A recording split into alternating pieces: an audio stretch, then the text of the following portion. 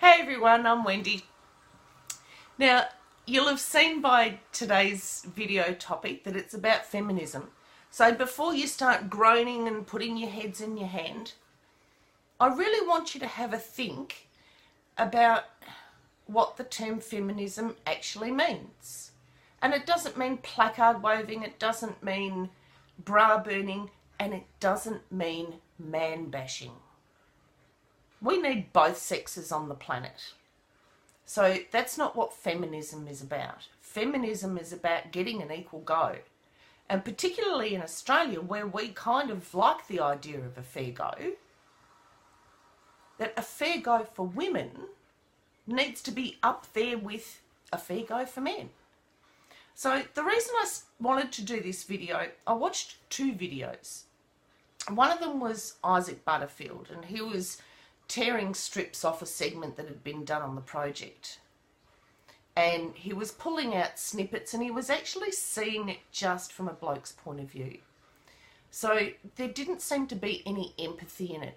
So I watched another of his videos where he was talking about being diagnosed with anxiety.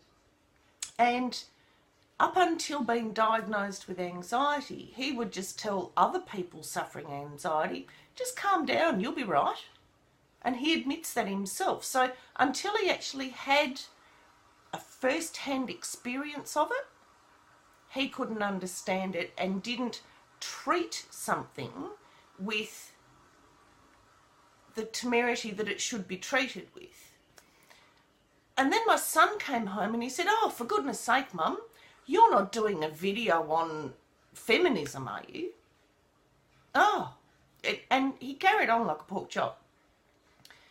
So what my guess is that feminism is a word not necessarily that threatens people who don't understand it, but makes people go, "Oh, here we go again. Can't you just get over it?" So the video that really cemented my decision to do this video was one by a fellow. I saw it on Facebook. I don't know who the fellow is. I don't know who to give credit to. But he was talking about sexual assault. And sexual assault in women. And he said 1 in 3 women are sexually assaulted at some stage through their lifetime. Now, I do believe that the statistics in Australia are 1 in 4. So I'm not... 1 in 3, 1 in 4, that's a lot of people. So if we look at Australia's population of 26 million, that's 13 million men and 13 million women. So if we're looking at 13 million women in the country, 1 in 4 is 25%. 25% of 13 million is 3.2 million. 3.2 million women have been sexually assaulted in Australia. So the video that I did see, he said yes, 1 in 3 women are sexually assaulted, but he couched it in an analogy, and I love this analogy. He said, here in New York, if I told you it was raining, you would believe me. And it rains here 1 every 3 days. So 1 in 3 days, it's going to rain. And if I tell you it's raining, you will believe me. 1 in 3 women is sexually assaulted. So sexual assault for women is as common as rain. And that really made me think. And this bloke is the epitome of feminism.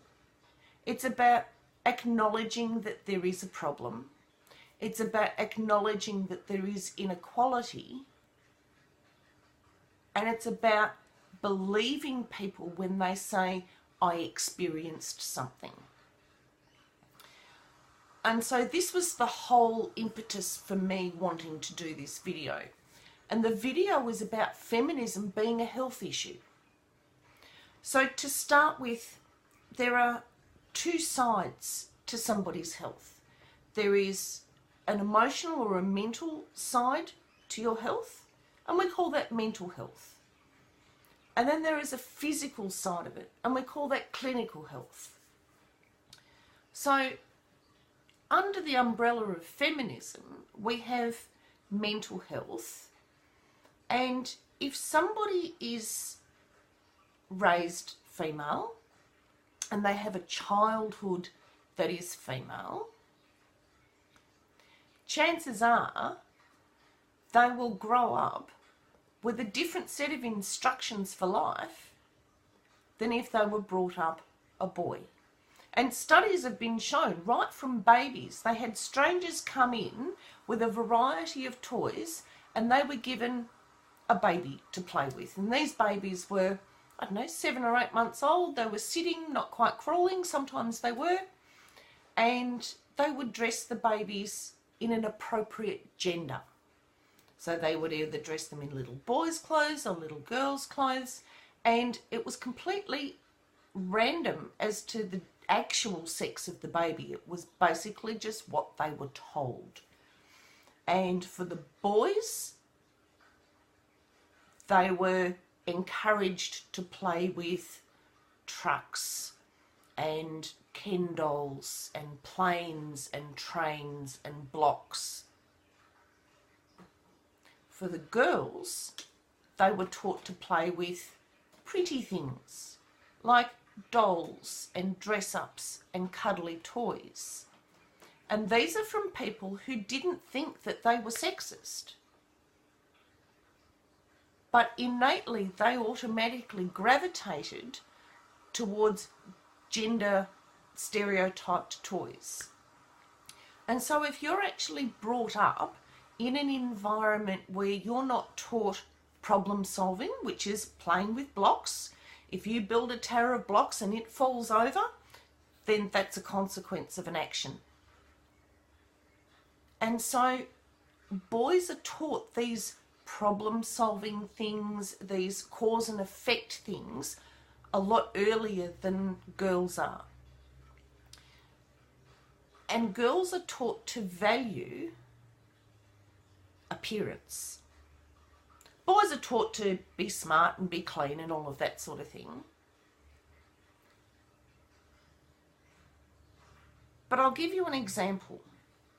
I went into just a local department store and I wanted to buy a comfortable pair of shoes for work. I'm a nurse, I'm on my feet a lot, need comfortable shoes. There were 6 rows, shoes on one side, shoes on the other side, of pretty shoes.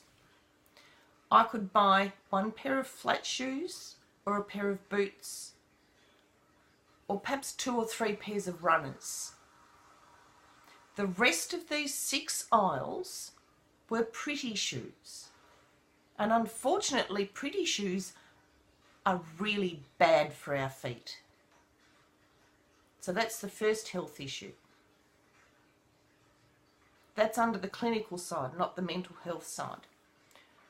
But this is under the thing of we are taught to be well presented, but in a particular way. We are taught to be well presented in a pretty way. So our veneer is really important. The other thing is a structural thing. So our brains are actually wired a bit different to men's. Women have more connective tissue in between the left and the right side of the brain, and so it's kind of well understood that women can multitask a lot more easily than men. It's not to say that men can't multitask. Women on general will find it easier because they have all that connective tissue.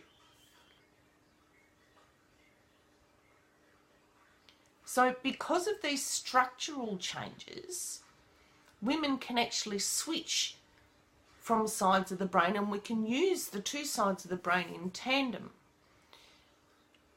And as a consequence of that, we have not a bigger vocabulary, but a bigger desire to use our vocabulary. So women will speak, on average, 10,000 words a day. Men, on average, will speak 2,000 words a day. Women have a better capability to recognise facial nuances in expression. So somebody can say something and a woman will recognise that that person's a little bit flustered, whereas a man may not. And so we are not only in this veneer of being pretty or beautiful or having an appearance that appears to be, but we're also receiving this feedback all the time. We are getting a multitude of facial expressions that are feeding back to us whether we're doing the right thing or the wrong thing. Now, everybody wants to have feedback that they're doing the right thing. If you only get feedback every now and again, chances are you'll just go on and do what you want to do. But if you're getting feedback all the time, you're going to gravitate your behaviour towards what gives you positive feedback. And so if you get negative feedback about the things that you really want to do, that's going to put a little bit of a dampener on you actually going and doing what you want to do. So if I wanted to be a rock climber and go and climb the Himalayas, and everybody around me went, "Oh, do you? Isn't that dangerous?" But they didn't do it with their words. They just did that sort of thing. A bloke might not pick up on that. They might not see that as a facial cue, or that it was a facial cue directed at them. So, but me doing it, I'm getting a whole heap of people going, and so I think twice. Well, everyone thinks it's a bad idea. Maybe I need to rethink it. And so I'm second guessing my own desire. And then, on top of that, I'm second guessing my ability to make judgments about myself. And that's called self-esteem. So there have been a number of studies that talk about self-esteem and health. There's also a number of studies that talk about self-esteem and gender. And on the whole, women have a lower self-esteem than men. Women have a lower sense of self than men. Women are more critical of themselves than men. And if somebody's self-esteem is low, then they are actually at a higher risk of exacerbating their asthma. They're at a higher risk of rheumatoid arthritis flare-ups, lupus episodes, MS episodes. So they're the clinical things that it can affect, and plus a multitude more. They're also at a risk, if someone has a low self-esteem or a low sense of self-worth, they are at a much higher risk of anxiety and depression. Now, also on the physical side of things, women have hormones that are, having a bit of a skip around. And when women go through puberty, when women have babies, when women go through menopause, their hormones are causing physical ailments. And so feminism, to me, is about recognising that this is something that a woman endures all the time. And until you're on the receiving end of it, maybe you actually don't see it. Maybe you don't see the subtleties. But it's there. I was taught how to eat a banana. Why is that even a thing? Why do I feel uncomfortable walking past a building site? You know, and this isn't just stuff I'm making up in my head. And then we get to the really, really big issue of sexual assault. Sexual assault is horrendous. Sexual assault is something that happens to someone and it stays with them their entire life. You can digest it and process it and package it and put it where it needs to be in your mind. But everything that you do from that point on is as a result of that sexual assault. You know, you don't see it as, oh, okay, I didn't use the mints in 3 days, so I had to throw it out. That's just an action and a consequence, or an inaction and a consequence. But what sexual assault does is it leans towards trust. And the biggest trust issue is with yourself. Going right back to self-esteem. That you don't trust yourself to make judgments about other people. I don't want to be in another relationship. I can't trust that that would ever happen again. So you don't trust your own judgment. And somehow you blame yourself for being in an environment that was not your fault. And I'm not saying that men are blaming women. Because in my opinion, women are probably the worst perpetrators. Women are the worst perpetrators of laying blame. And I don't understand it. I don't understand why other women are so critical of each other. You know, we look at somebody and we say, oh God, look what she's wearing, or oh, look at that hair, or look at that hat. You know, for some reason or another, we think it is okay to criticise a woman, but we wouldn't aim that same criticism at a man. So as a gender, we actually have to lift each other up.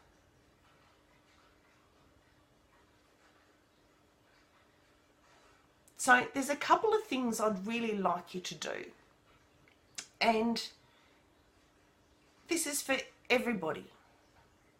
If you find yourself criticising a woman for something that is superficial, like what they're wearing, or maybe what they're saying. Oh, she's an opinionated bitch. Oh, look at those shoes.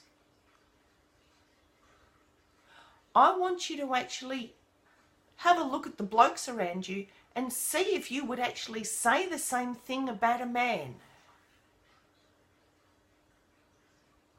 And perhaps even pick a man and say in your head, oh, look at those shoes. And I bet you feel stupid.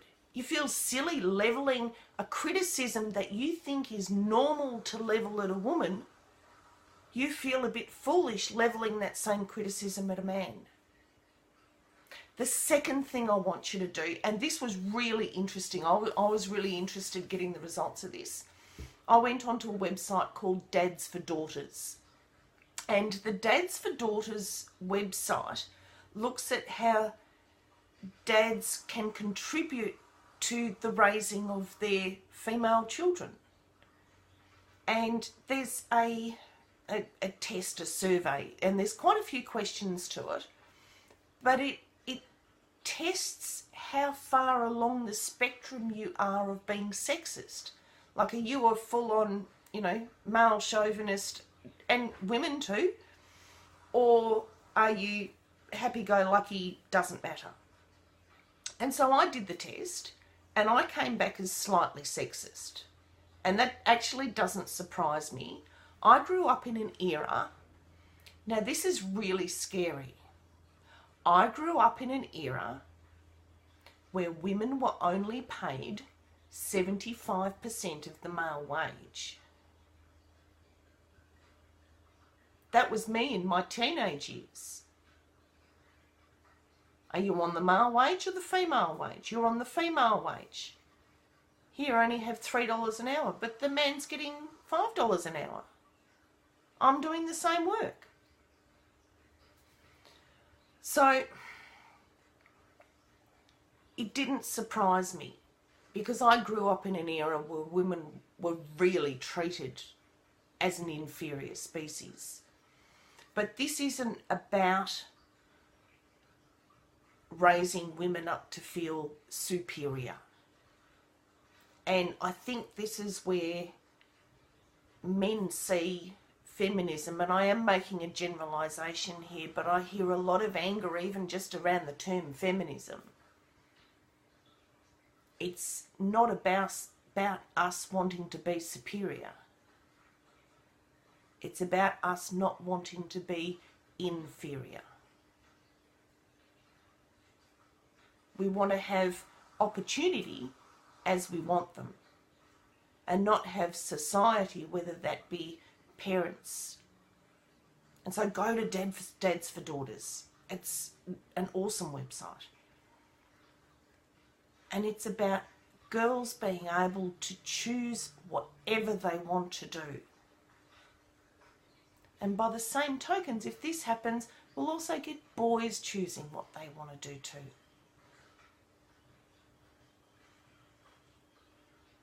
So feminism really is a health issue. It's impacting our self-esteem. It's impacting mental illness, depression, anxiety, dissociative identity disorder. And it's affecting us physically through sexual violence and physical violence. Broken bones, internal injuries, rapes with our genitals being ripped from here to kingdom come because the bloke just doesn't care. It's about female circumcision, and if you think that doesn't happen in Australia, well, bloody well think again. 60 babies last year were seen without their genitals in New South Wales alone. And they slice things from here to kingdom come. And sometimes the babies bleed to death.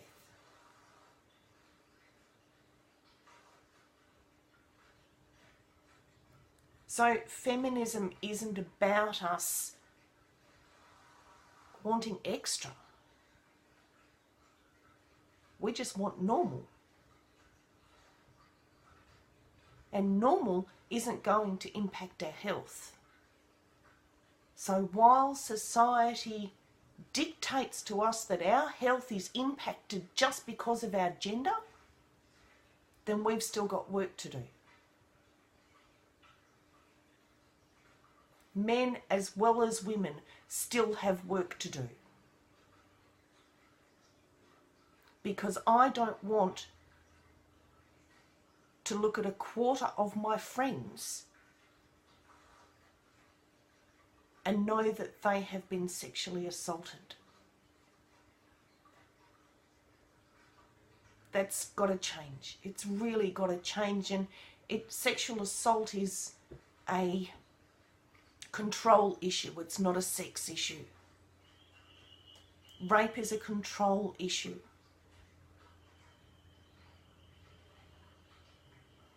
And so while men who are doing the raping think it is okay to control a woman in that way, then there is something very wrong in society, whether it's peers, whether it's family, whether it's education, and a combination of all of the above. We have to teach to the extent that we don't have men thinking in that way. And maybe the project put it wrong. They just had one little sentence that said, maybe we should be teaching our boys not to rape. Not all men rape. And a good proportion of men are just the most amazing human beings on this planet. But women don't get raped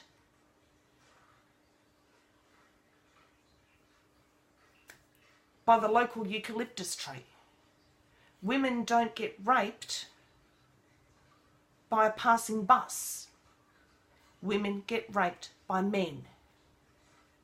And 1 in 4 women, over 3 million women in Australia, are raped by men. So that means that we have, let's say a man rapes 2 women. That gives us 1.5 million rapists in the country.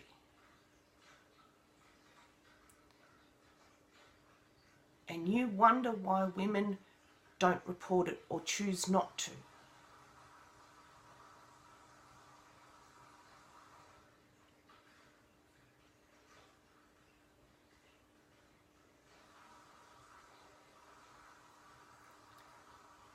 I hope I've done this topic justice.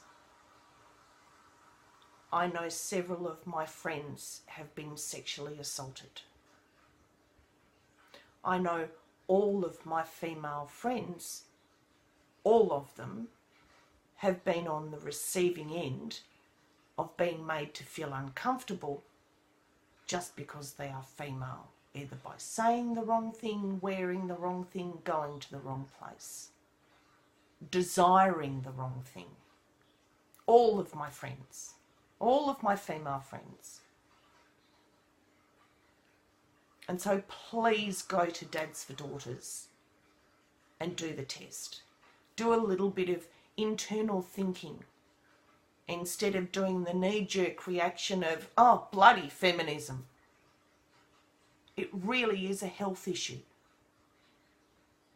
And I'd love to see just as many women fly and soar and do exactly what they are gifted to do as men. And that's still not the case. So thank you so much for watching right to the end. This has been another Nursing Hub video. Thanks for watching.